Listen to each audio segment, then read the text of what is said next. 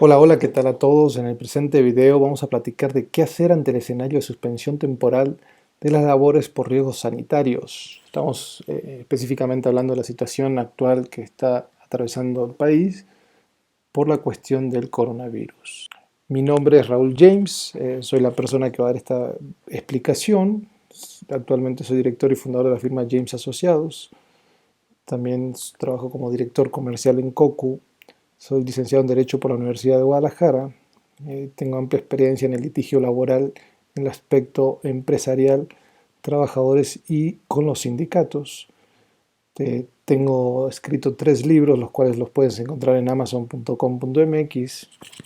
Son 10 cosas que todo trabajador debe saber, marketing y ventas para abogados y 5 consejos legales para emprendedores. Eh, en mi carrera profesional llevo más de 2000 casos laborales resueltos. Entonces vamos a iniciar de fondo en el tema que estamos platicando en el presente video. Vamos a hablar de qué está sucediendo el día de hoy. Como todos sabemos, estamos atravesando una crisis sanitaria. Esta crisis sanitaria, una consecuencia principal, está creando una recesión económica muy grande y a la vez están existiendo despidos injustificados o suspensión de relaciones laborales sin goce de salario para los trabajadores. El caso más reciente que hemos mucho escuchado es el ejemplo del grupo Alsea, que abarca Starbucks y Vips. Por ejemplo, han tomado la decisión de suspender las relaciones laborales sin goce de sueldo para sus trabajadores.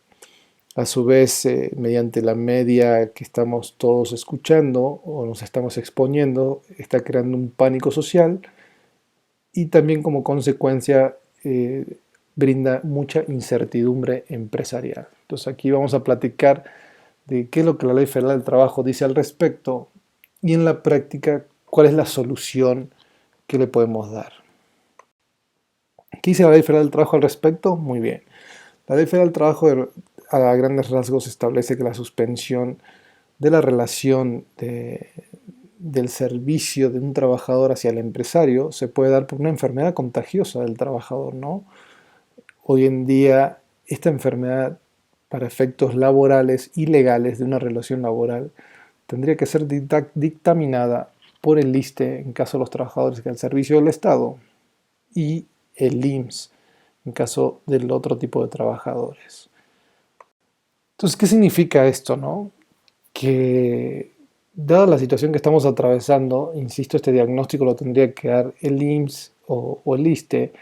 En la práctica, ¿qué sucede? Debido a esta condición de no poder trabajar, se estaría aplicando una pensión por estas causas, ¿no? El gran problema que en la práctica sucede es que, vamos a hablar específicamente de los trabajadores que están dados de altas en el IMSS, que en muchas ocasiones el salario de cotización es inferior al que realmente perciben, esto con la finalidad principal de la carga fiscal que atribuye al empresario, ¿no?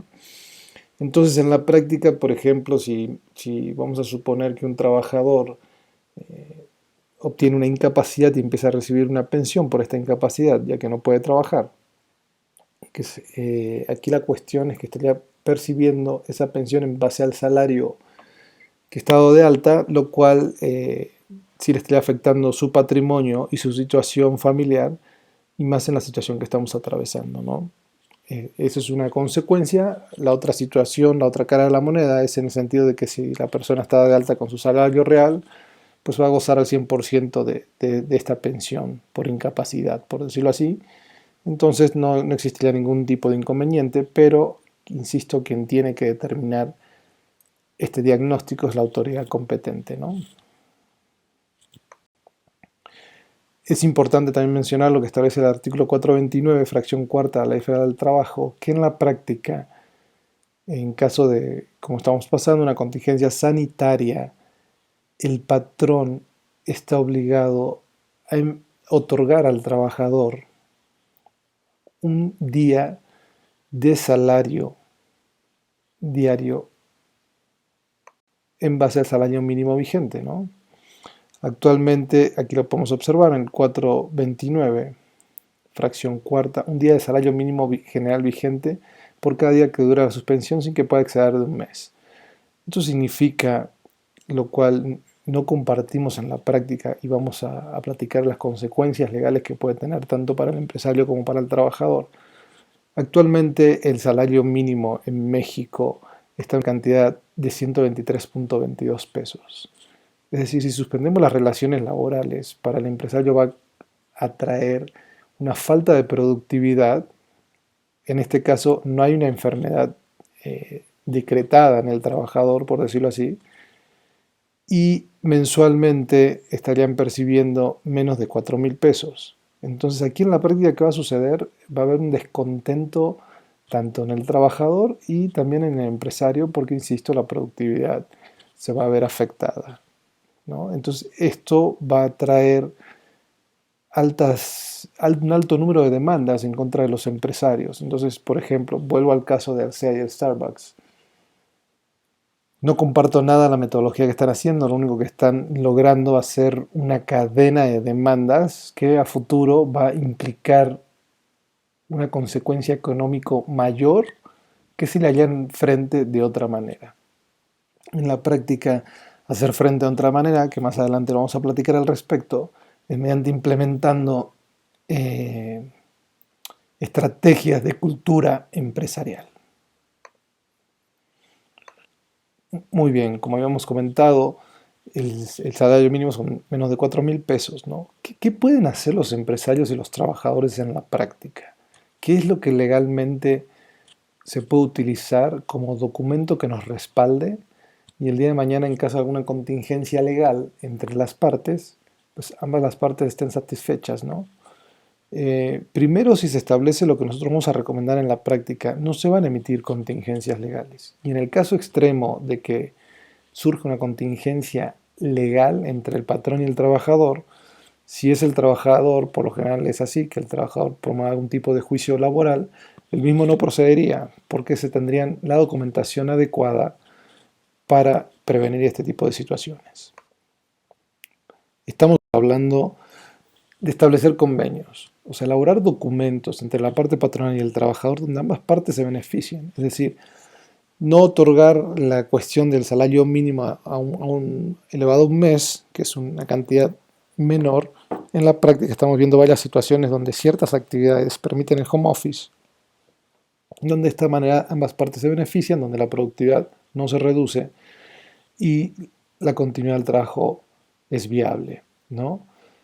Este documento tiene que contar con ciertos requisitos legales para que sea válido. Si me explico, no es un documento que cualquier persona puede emitir.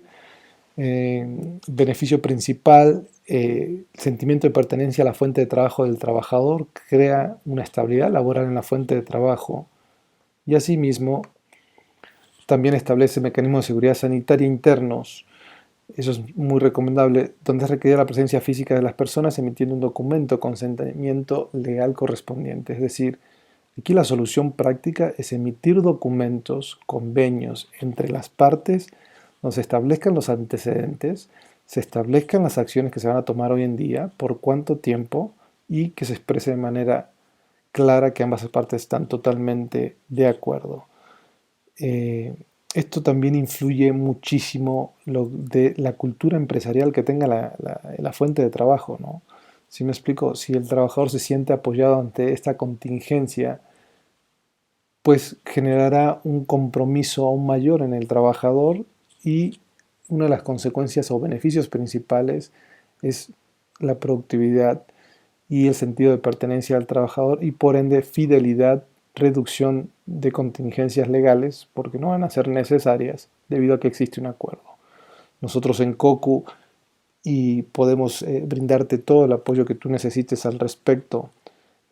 Te podemos informar qué requisitos legales tienen que tener estos documentos y cada caso en particular orientarte de una mejor manera para que, insistimos, ambas partes se vean beneficiadas y reducir en lo más mínimo para ambas partes las consecuencias negativas. Entonces, acércate a nosotros y estamos a tus órdenes.